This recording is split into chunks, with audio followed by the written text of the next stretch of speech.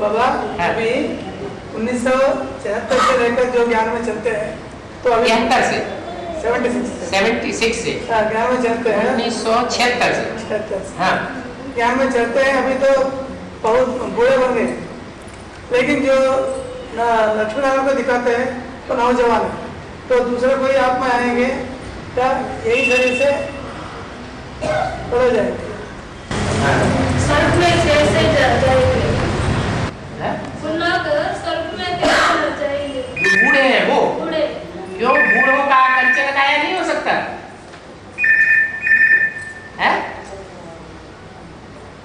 जो बूढ़े हैं उनका कंचन काया नहीं हो सकता, अथवा जो बच्चे हैं 10 साल के 12 साल के उनका कंचन काया नहीं हो सकता है? ये तो नहीं कहा कि उम्र के आधार पर कंचन काया होनी है। पुरुषार्थ की बात है। जो आत्मिक स्थिति के पुरुषार्थ में तीखे टिकेंगे उनका कंचन काया होगा। आत्मिक स्थिति के पुरुषार्थ में नहीं टिकेंगे, देवान में आते रहेंगे तो उनका कंचन काया नहीं होगा।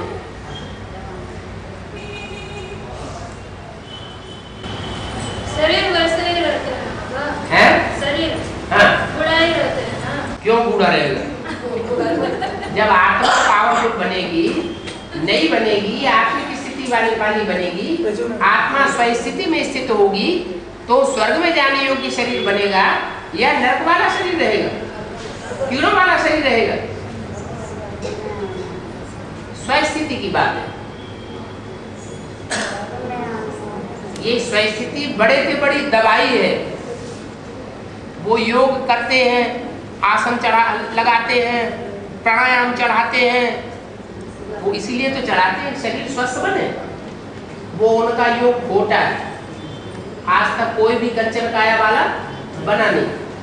लेकिन जो भगवान राजयोग सिखाते हैं वो ये नहीं कहते बूढ़ों को नहीं सिखाऊंगा। चाहे बूढ़ा हो, चाहे बच्चा हो, स्त्री हो, पुरुष हो, दूल्हा हो, लंगड़ा हो, कोई कैसा भी हो, ये ईश्वरीय ज्ञान सहज राजयोग सबके लिए है और सबके लिए गारंटी है कि जो आत्मिक स्थिति में टिकेगा, भगवान बाप को एक को याद करेगा, उसकी कंचन काया इसी जन्म में बनेगी। तो हमको अभी बहुत हमको बुद्धि में यही पॉइंट आता है क्या? कोई बिठाते हैं तो बूढ़े होते हैं तो आने वाला जो नारायण होता है तो नौजवान ही आता है, तो चित्र वैसे भी करते हैं। जो नौजवान आता है, जो नौजवान नारायण बताते हैं, ब्रह्मा बाबा की आयु 47 में कितनी थी? 60 इयर्स। 47 में ब्रह्मा बाबा की आयु कितनी थी? 60 इयर्स। और सन 67 में 20 साल के बाद कितनी हो गई? 80 इयर्स। 80 इयर्स में उन्होंने शरीर छोड़ा।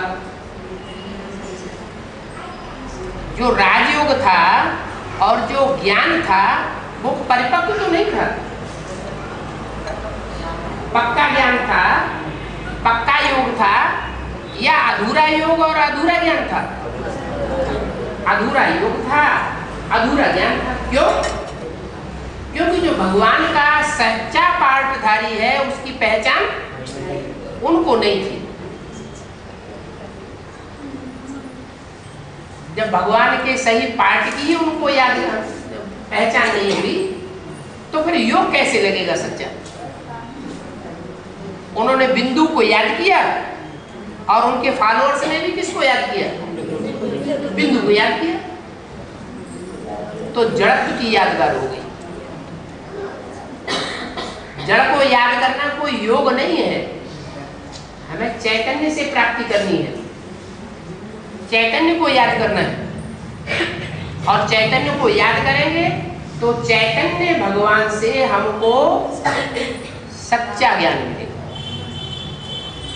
जड़ मूर्तियों से सच्चा ज्ञान नहीं मिलता है।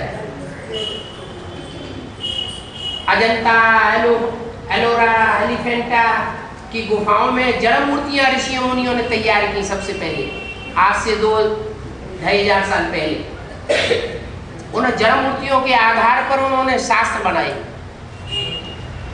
पहले मूर्तियां बनी, बाद में शास्त्र तैयार हुए उन मूर्तियों को देख करके। तो वो शास्त्रों का ज्ञान सच्चा हो गया क्या? जड़ मूर्तियों से जो ज्ञान निकलेगा वो सच्चा नहीं हो सकता।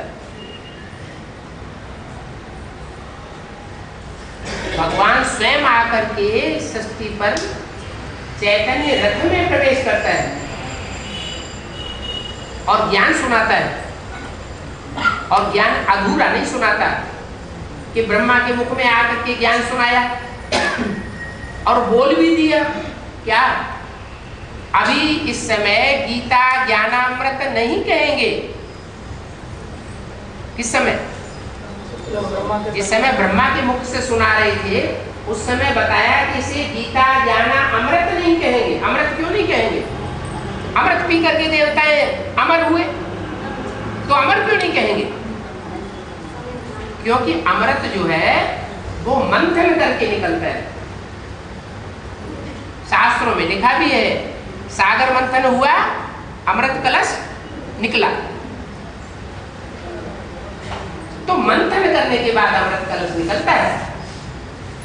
ब्रह्मा बाबा के मुख से जो बोल दिया सो ब्रह्मा कुमारों ने सुन लिया। उसका बुनियाद क्या है वो किसी की बुद्धि में बैठा ही नहीं, ब्रह्मा की बुद्धि में नहीं बैठा। ऐसे ही घोषणा कराई दी 77 में दुनिया का विनाश हो जाएगा, नई दुनिया की स्थापना हो जाएगी। चित्रों में छपाई दिया, ज्ञानामृत पत्रिका में छपाई दिया, राष्ट्रपति को मेमोरेंडम दे दिया, अखबार में भी छपा दिया था उस समय। क्योंकि सही बात बुद्धि में नहीं बैठी। अरे विनाश इतनी बड़ी दुनिया का कोई चुटकी बजाते ही हो जाएगा क्या? टाइम लगेगा कि नहीं? मकान बनाने में भी टाइम लगता है तो मकान बिगाड़ने में भी टाइम लगता है। मुरली में एक तरफ बोला हुआ कि विनाश ज्वाला रुद्र ज्ञान यज्ञ कुंड से प्रज्वलित हुई। यज्ञ कुंड के आसपास बैठने वाले ब्राह्मणों को पहले आग लगेगी कि पहले दुनिया को आग लगेगी? तो ब्राह्मणों की दुनिया की बात थी कि सन 76 में जो ब्राह्मणों की दुनिया ब्रह्मा द्वारा स्थापन हुई उस दुनिया में विघटन शुरू हो जाएगा। 2 पार्टियां बन गई। दूसरी पार्टी का उन्होंने खुद ही नाम दे दिया शंकर पार्टी। अरे शंकर पार्टी आ गई, शंकर पार्टी। अरे कान बंद करो, मुसलमान की शूटिंग करो, अल्लाह अकबर, हम किसी की बात नहीं सुनेंगे। तो 2 पार्टियां हो गई।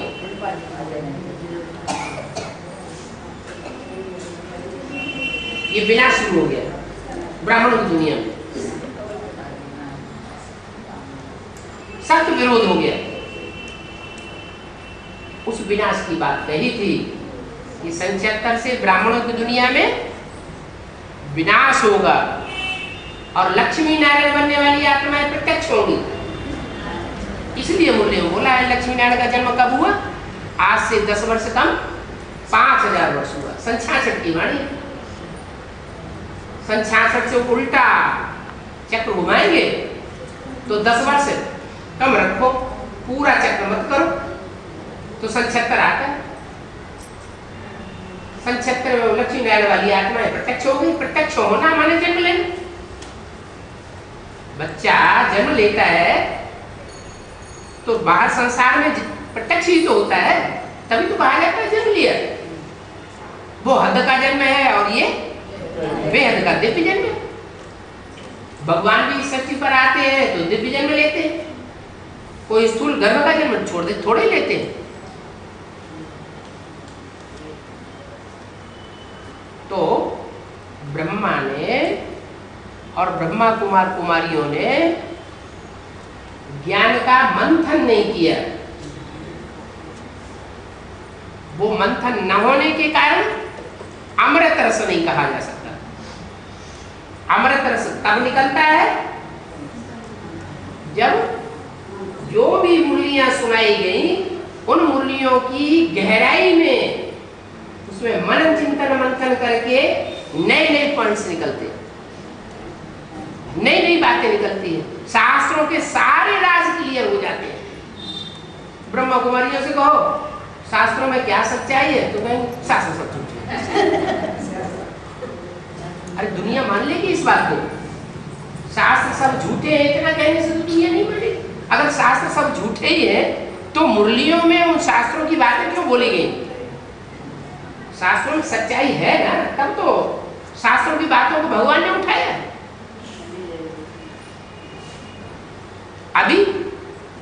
अभी एडवांस ज्ञान मिलने से उन शास्त्रों का सारा अर्थ क्लियर होता है।